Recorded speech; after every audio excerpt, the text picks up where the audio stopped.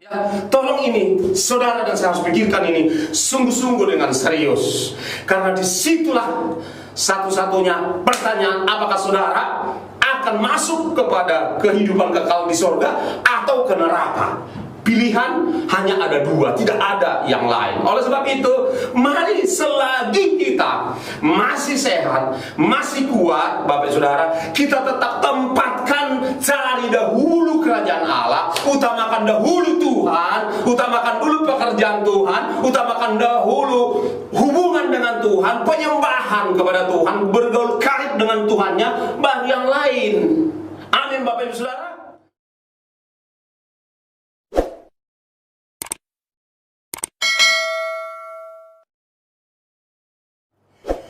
Ya, shalom, selamat pagi, selamat berjumpa kembali di dalam program Morning Miracle. Kami senang bisa menjumpai saudara dimanapun saudara berada saat ini lewat program ini. Dan kami berharap lewat program ini saudara diberkati, saudara dikuatkan, saudara ditolong dalam nama Tuhan Yesus. Baik, saya Jogi Sidaputra ingin berbagi dengan saudara sekalian pada kesempatan ini dari firman Tuhan yang saya beri judul, topik, butuh Tuhan tapi tidak butuh firman Tuhan. Nanti kita akan lihat ayat-ayat yang berkenaan dengan itu. Namun sebelumnya kita berdoa terlebih dahulu ya. Mari kita bersatu di dalam doa. Bapa di sorga, kami bersyukur untuk kesempatan boleh mendengarkan firman Tuhan yang kami tahu adalah sumber kehidupan dalam kehidupan kami, Tuhan. Kami nggak bisa lepas dari firman Tuhan. Oleh sebab itu, mari Roh Kudus jamah kami semua, khususnya umat Tuhan, anak-anak Tuhan yang sedang mendengarkan program ini, Tuhan, supaya sungguh-sungguh dipuaskan, dibekali, disembuhkan, dan diberkati oleh firman Tuhan, sehingga hati kami semakin meluap dengan rasa syukur, bangga, dan rasa taat kepada Tuhan kami. Terima kasih Bapa, berkati program ini, berkati kami semua demi nama Tuhan Yesus. Haleluya. Kita yang siap menyambut, melakukan, dan meneruskan firman Tuhan dengan sukacita, kita sama-sama katakan amin. Puji Tuhan, saudara. Nah, saudara yang dikasih oleh Tuhan Yesus, seperti saya katakan tadi, saya sengaja membuatkan sebuah rumusan judul tema, yaitu butuh Tuhan tetapi tidak butuh firman Tuhan. Saudaraku, dalam kenyataannya hal ini memang terjadi. Ada orang-orang di luar sana tapi yang butuh Tuhannya, tapi perkataannya kurang butuh. Tetapi saudara dan saya bukanlah orang yang seperti itu. Amin, amin. Baik. Pertama saya ingin mengajak kita melihat dari Matius 6 ayat 33. Ya, Matius 6 ayat yang ke-33 saya akan bacakan buat kita sekalian. Demikian ya. Oke. Tetapi carilah dahulu kerajaan Allah dan kebenarannya, maka semuanya itu akan ditambahkan kepadamu. Saya ulangi, tetapi carilah dahulu kerajaan Allah dan kebenarannya, maka semuanya itu akan ditambahkan kepadamu. Nah, inilah settingan hidup yang dibuat oleh Allah, yaitu yang pertama harus cari dahulu kerajaan Allahnya plus kebenarannya, maka semuanya ditambahkan. Kerajaan Allah yang dimaksud adalah hidup kekal. Kerajaan Allah yang dimaksud adalah pribadi Allah itu sendiri, yaitu Tuhan Yesus. Kerajaan Allah yang dimaksud adalah perkara-perkara rohani, perkara-perkara kerajaan surga. Itu yang harus kita utamakan, prioritaskan, cari terlebih dahulu, kapanpun, dimanapun, dalam suasana apapun, dan dalam kondisi apapun. Ya, kita dituntut, diminta untuk memilih, menomorsatukan Tuhan, menomorsatukan perkara-perkara Tuhan, menomorsatukan pelayanan kepada Tuhan. Nah, itu dia. Nah, kalau kita urutkan, tetapi carilah dahulu kerajaan Allah, tentunya cari dahulu, pastikan dahulu saudara memiliki Tuhan Yesus dalam hidupmu, yang menjadi jaminan saudara memiliki hidup yang kekal. Itu dia yang pertama, ya. Itu yang pertama, Bapak Saudara. Pastikan saudara adalah milik Kristus, ya. Oleh sebab itu, untuk memastikannya sederhana kok. Serahkan hidupmu kepada Tuhan sepenuhnya dan jadikan dia menjadi satu-satunya raja dan pemilik dalam hidupmu. Itu dia. Serahkan hidupmu dan minta Tuhan mencatatkan namamu dalam kitab kehidupan di surga, saudara-saudara. Setelah itu, saudara, cari dahulu kebenarannya. Jadi kita membaca Alkitab, merenungkan firman Tuhan setiap hari dalam kehidupan kita. Kita mengutamakan firman Tuhan dalam kehidupan kita, ya. Sebab begini, saudara-saudara, sebab hanya melalui firman Tuhanlah kita, saudara-saudaraku, bisa mengenal Tuhan lebih pasti, kan begitu, saudara-saudara. Melalui Alkitab, melalui firman Tuhan. Melalui firman Tuhan kita tahu bahwa kita itu sudah ditebus, ya, oleh Yesus Kristus di kayu salib. Melalui firman Tuhanlah kita tahu kebenaran itu, ya. Itu dia. Jadi itu yang dimaksud, cari dahulu kerajaan Allah dan kebenarannya. Jadi jangan hanya Tuhannya yang dicari, tetapi juga kebenarannya, firman-Nya. Firman Tuhan yang membebaskan, firman Tuhan yang menyembuhkan, firman Tuhan yang memerdekakan kita, firman Tuhan yang menjadi jaminan, dan firman Tuhan yang menjadi garansi yang pasti dalam kehidupan kita, saudara-saudara. Ya, itu dia. Jadi itu sebabnya judul renungan itu, ada orang yang butuh Tuhan, ya, tetapi nggak butuh firman Tuhan. Ini nggak pas, ini nggak cocok, saudara-saudara, ya. Kita butuh Tuhannya, yes, tetapi juga harus butuh firman-Nya. Harus setara, ya, kebutuhan kita terhadap pribadi Tuhan dengan perkataan Tuhan. Jangan dibuat perkataan Tuhan di bawah begitu. Harus sama dia, selevel dia, sekualitas dia, Bapak Ibu Saudara. Nah, itu dia. Nah, oleh sebab itu ini menjadi tantangan buat saudara dan saya hari-hari ini. Apalagi hari-hari ini, saudaraku, ada banyak hal-hal lain yang bisa menggeser firman Tuhan, ya. Ada banyak hal-hal lain di sosmed kita, di YouTube, di mana-mana, yang bisa menggeser firman Tuhan. Ada banyak keasikan-keasikan yang lain, ada banyak kebutuhan-kebutuhan yang lain yang bisa menggeser firman Tuhan, di mana barang-barang tersebut tidak membawa saudara dan saya kepada kekekalan. Tetapi, saudara-saudara, firman Tuhan ini menuntun kita kepada hidup yang kekal itu, kepada kekekalan itu, saudara-saudara. Nah, itu yang penting bagi kita pada pagi hari ini, supaya kita sungguh-sungguh memperbaharui komitmen kita mengikut Tuhan, memperbaharui komitmen kita untuk menekuni firman Tuhan, mencintai firman Tuhan, membaca firman Tuhan, saudara-saudara. Nah, itulah sebabnya juga tertulis di dalam Matius 6 ya, ayat yang ke-25b, kan begitu, ya. Di dalam Matius 6 ayat yang ke-25b saya bacakan buat kita, ya. Saya bacakan buat kita, saudaraku. Demikian dikatakan di sana. Oke, akan saya baca secara lengkap ayat 25-nya semuanya. Karena itu aku berkata kepadamu, janganlah khawatir akan hidupmu, akan apa yang kamu makan atau minum, dan janganlah kamu khawatir pula akan tubuhmu, akan apa yang hendak kamu pakai. Nah, di ayat, perhatikan, di ayat 25 bagian B ini dikatakan begini, bukankah hidup itu lebih penting daripada makanan? Nah, ini dia.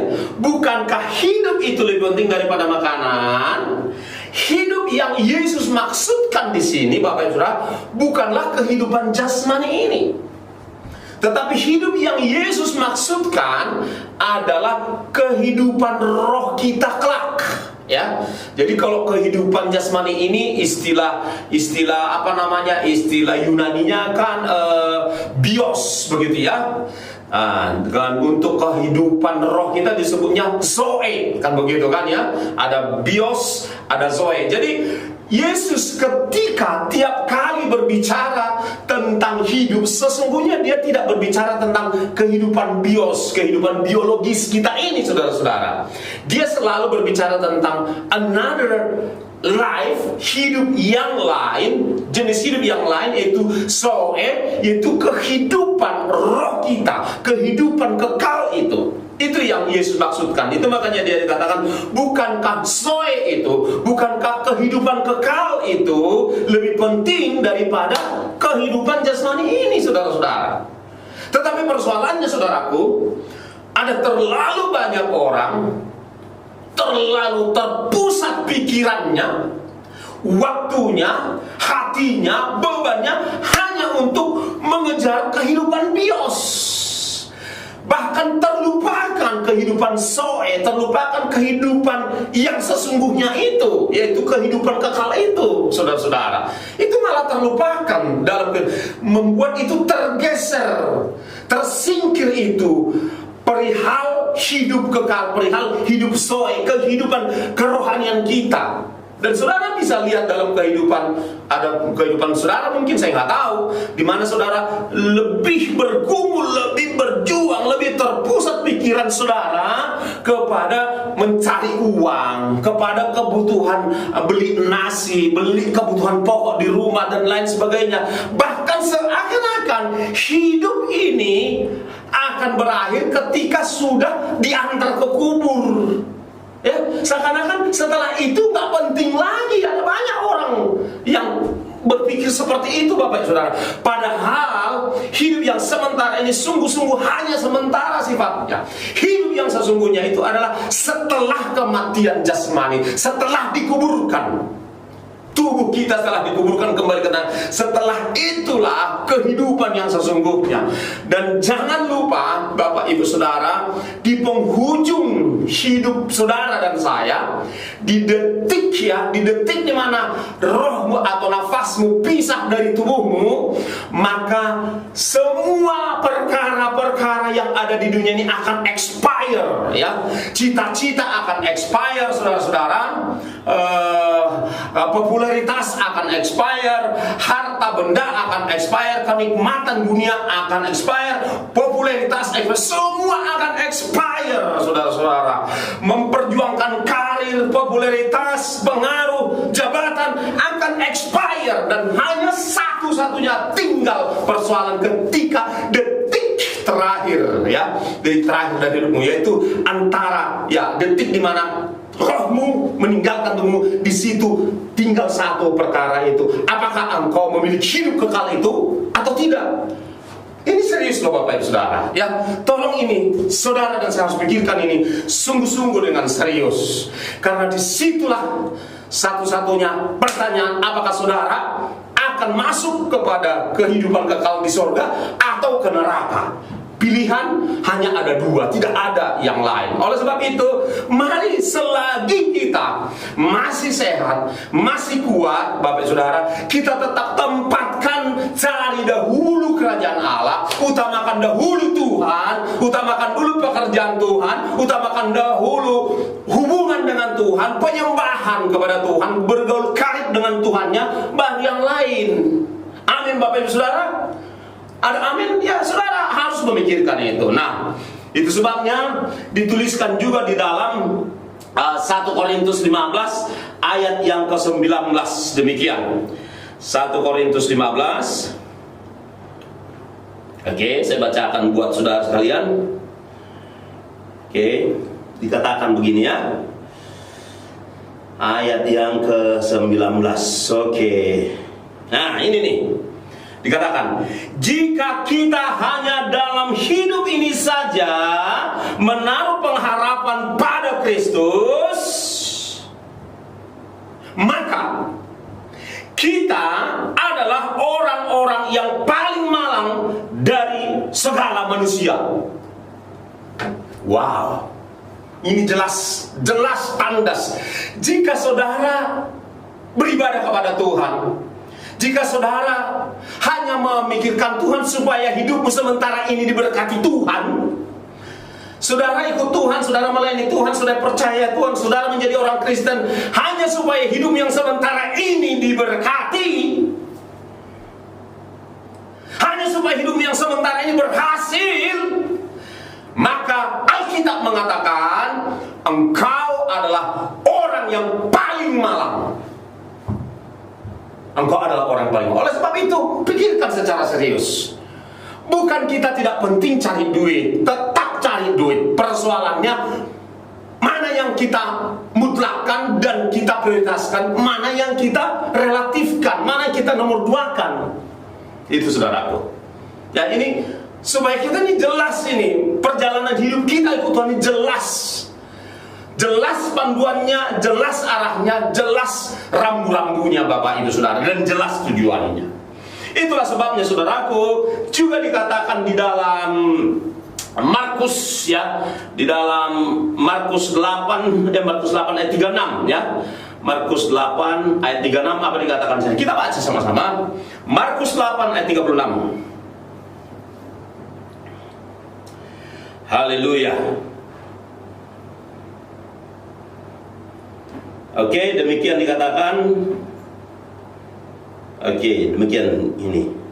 Ini Tuhan Yesus nih yang berbicara ini. Apa gunanya seorang memperoleh seluruh dunia tetapi ia kehilangan nyawanya? Apa gunanya Anda memperoleh semua rumah besarkah, mobil berderetkah, simpanan uang yang miliar-miliarankah, popularitaskah, barang-barang branded yang saudara suka dapat semua nih. Terus daerah-daerah wisata di seluruh dunia saudara bisa kunjungi, tempat-tempat kuliner saudara paling nomor satu, tahu tempat itu, ya.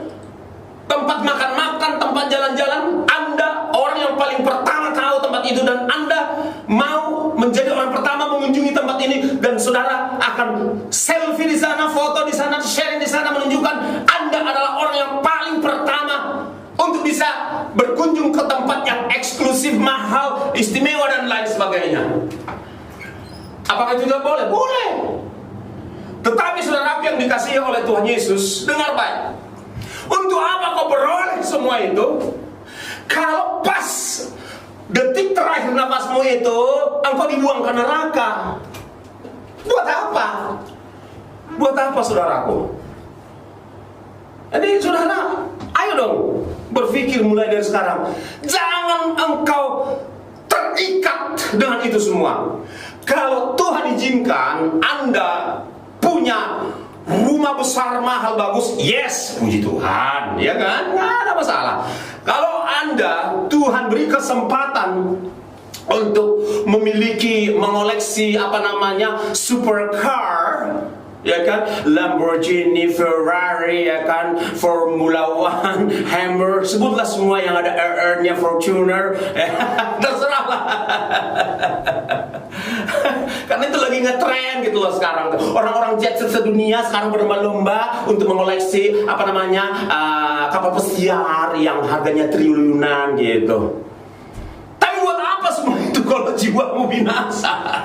Saya mau katakan gini, berkat Tuhan itu nggak ada masalah. Nggak ada masalah. Saudara diberkati Tuhan, rumah besar, uang banyak, mobil mewah, yes, puji Tuhan. Tetapi ingat bahwa saudara, itu akan tinggal semua. Orang semua mobil terakhirnya nanti sama, yaitu ambulans. Semua orang akan menggunakan fasilitas yang sama, mau kaya mau miskin, saudara-saudara. Oleh sebab itu mari renungkan ini kembali, jangan abaikan, jangan anggap sepele saudaraku, ya, saudara yang dikasihi oleh Tuhan Yesus Kristus, ya.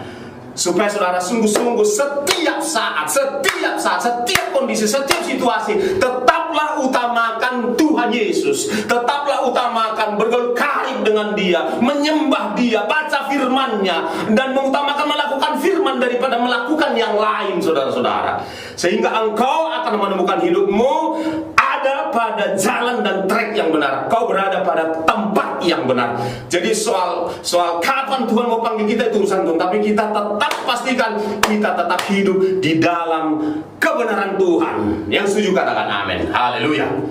Jadi itu yang bisa kami sampaikan lewat program ini kepada Bapak Ibu Saudara yang kami kasihi, semata-mata karena kami mengasihi. Ya, semata-mata karena kami mengasihi. Karena sekarang terlalu banyak godaan, ya, godaan hedonisme atau godaan karena krisis juga. Jadi dua ekstrim yang berbeda ini bisa menyeret orang karena kelimpahan harta atau karena kekurangan uang juga bisa menyeret orang. Nah, oleh sebab itu renungkan baik-baik dan kita berdoa. Haleluya. Mari kita berdoa Bapak Ibu Saudara. Bapa di sorga, hamba-Mu telah selesai menyampaikan renungan singkat ini. Hamba mohon Tuhan, turunlah belas kasihan-Mu atas setiap kami yang mendengarkan firman Tuhan ini, sehingga kami tetap konsisten Tuhan untuk mencari kerajaan Allah terlebih dahulu, keadaan kebenarannya, maka semuanya itu akan Tuhan tambahkan. Kami tetap konsisten untuk menomorsatukan Tuhan, memprioritaskan Tuhan dalam segala waktu dan keadaan. Tuhan Yesus tetap nomor satu dalam kehidupan kami. Terima kasih Bapa di sorga, biarlah Tuhan menemui kami adalah orang-orang yang butuh Tuhan tetapi juga cinta firman Tuhan. Kami bukanlah orang yang butuh Tuhan tetapi tidak suka firman Tuhan. Dijauhkanlah hal seperti itu dari kehidupan kami Bapa. Terima kasih Bapa, sekali lagi berkati setiap anak-anak Tuhan siapapun yang mendengarkan renungan ini, dan berkatilah terus program Morning Miracle ini Tuhan. Demi nama Tuhan Yesus Kristus kami berdoa, kami mengucap syukur. Haleluya, haleluya. Yang diberkati firman Tuhan sama-sama kita katakan amin. Tuhan Yesus memberkati kita. Shalom.